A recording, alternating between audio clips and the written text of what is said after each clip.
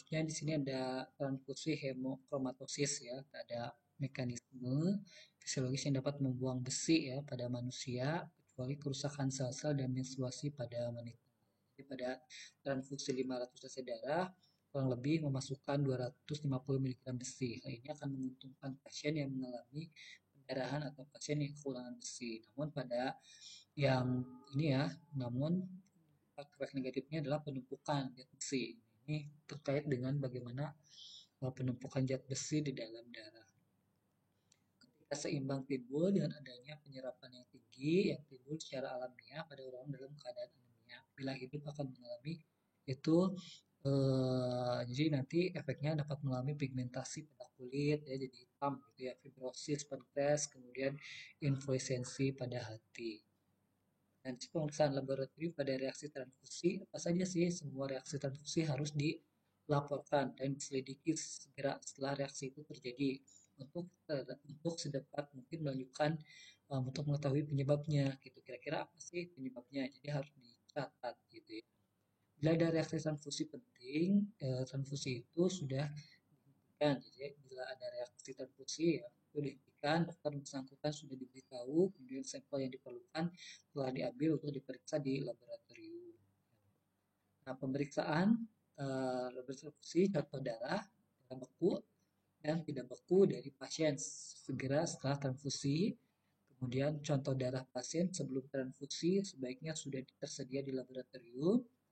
Kemudian sisa sel darah merah dan plasma dari darah donor yang ditransfusikan, yang disimpan di bank darah, dan sisa dari kantong darah yang ditransfusikan.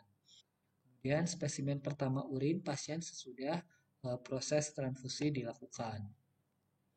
Pemeriksaan laboratoriumnya sebaiknya mampu melakukan satu mutlak harus mencatat jenis reaksi yang diderita pasien, kemudian lama waktu antara transfusi dan reaksinya, jumlah darah yang ditransfusikannya dicatat gitu ya, berapa banyak yang sudah diberikan, kemudian periksa plasma pasien sebelum dan sesudah transfusi untuk mendapatkan tanda adanya erik ataupun hemoglobineminya, kemudian lakukan DCT ya pada sel sebelum dan sesudah transfusi ya, cross match gitu ya.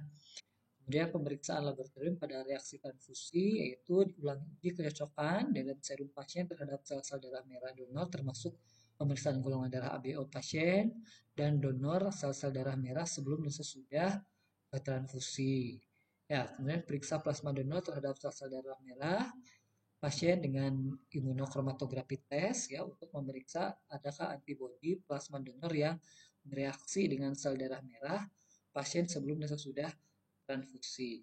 Ya. Keenam, telitilah sampel pasien pasca transfusi dari urin pasien untuk mencari adanya hemoglobin bebas ya. Yang ketujuh, lakukan pemeriksaan ulang atas semua catatan Anda untuk memastikan ada tidaknya kesalahan-kesalahan akibat kekeliruan pemasukan data atau tertukar sampel. Kemudian kesimpulan dari ini adalah reaksi transfusi terjadi karena reaksi antigen antibodi dari donor dan pasien. Juga sering terjadi IMLTD ya, infeksi menular lewat transfusi darah pasca transfusi. Kemudian kesalahan transfusi terbesar karena human error. Kemudian terjadi kejadian komplikasi atau transfusi dihentikan, segera dilakukan pemeriksaan laboratorium. Jadi ada investigasi di akhir. Ya. Sekian untuk materi komplikasi ya, materi dari komplikasi transfusi darah.